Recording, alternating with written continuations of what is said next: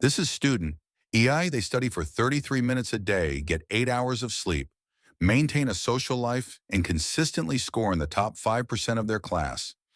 They spend most of their study time taking practice tests and teaching concepts to classmates. This is student B.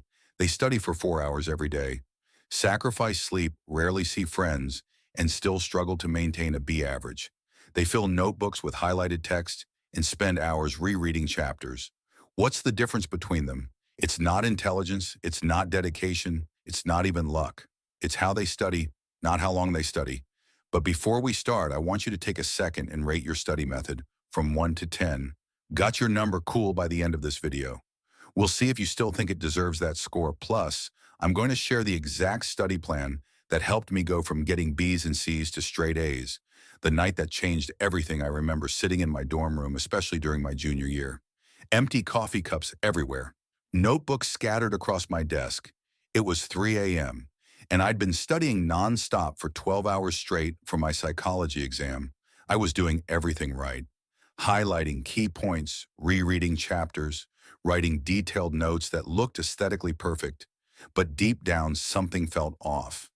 Despite all those hours, the information was slipping through my brain like sand through my fingers.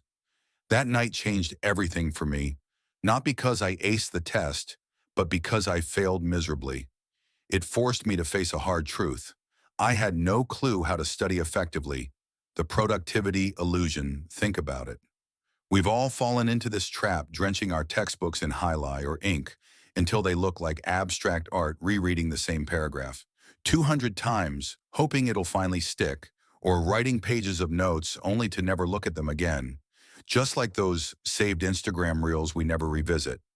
We confuse the time spent studying with the amount we actually retain.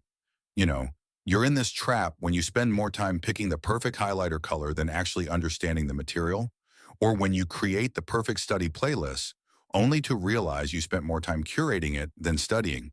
But nobody tells us this in school because studying isn't about time. It's about strategy. Let me break it down for you.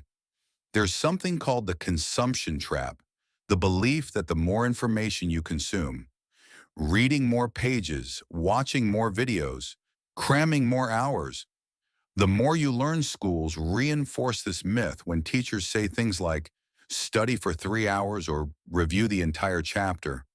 But here's the catch, your brain isn't a sponge that just absorbs info automatically. It's more like a muscle that needs training and rest to grow. Here's a formula that changed my entire approach to studying.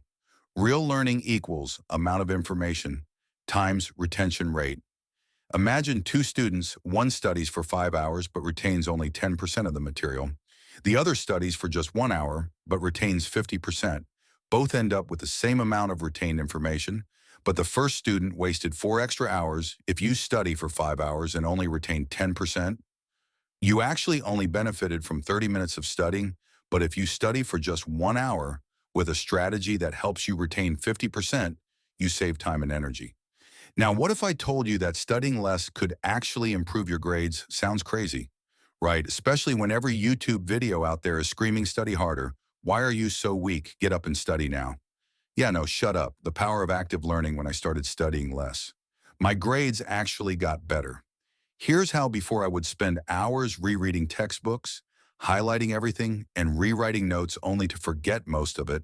After I switched to active learning, using practice questions, explaining concepts to others, and applying information to real-life problems, suddenly my retention rate jumped from 10% to 70%. Passive studying is like trying to fill a bucket full of holes you can keep pouring water in, but it'll never hold. The key is to patch the holes first so the knowledge actually stays the result. My study time was cut in half and my grades went from B's and C's to straight A's. Now you're probably thinking, okay, so how do I study less?